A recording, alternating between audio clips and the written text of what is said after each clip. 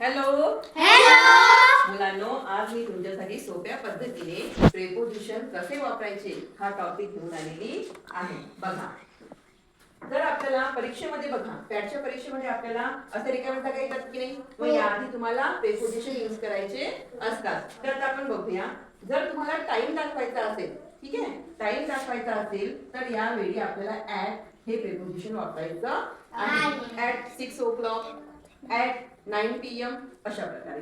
आता हे काय आहे? मंथ म्हणजे महिना, इयर म्हणजे वर्ष, आणि सीझन म्हणजे ऋतू. तर या आधी आपल्याला इन हे प्रिपोजिशन वापरायचं आहे. In September, in 1947, in winter अशा प्रकारे. त्यानंतर हे काय आहे? डे आणि डेट.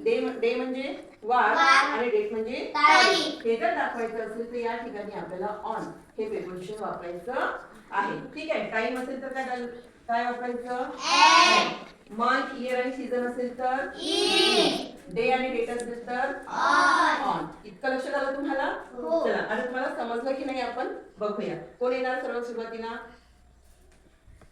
काय आहे?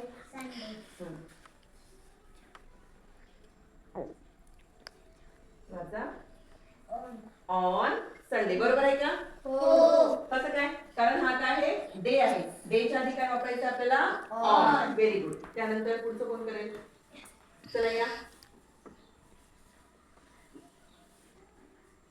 In August. बरोबर आहे, इन ऑगस्ट. कसं काय? कारण हा काय आहे? मंथ. मंथच्या आधी आपल्याला इन हे प्रिपोजिशन वापरायचं आहे. करेक्ट.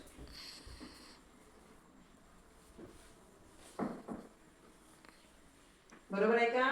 At 8 AM. बरोबर आहे? काय आहे हा? टाइम. टाइमच्या आधी काय करायचं आपल्याला? ॲट. करेक्ट. चला लवकर.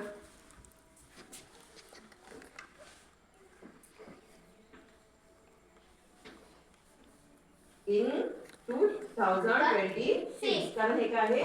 वर्ष आहे. ठीक आहे, करेक्ट आहे. पुढं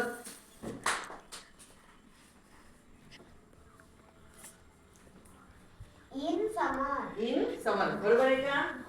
हो. समर म्हणजे काय? सीझन आहे. सीझनच्या आधी काय यूज करायचं आहे? In summer. Very good. Last.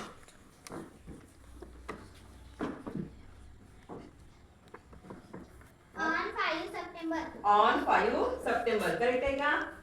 ठीक आहे. 5 सप्टेंबर डेट आहे आणि डेटच्या आधी आपल्याला ऑन हे प्रिपोजिशन यूज करायचं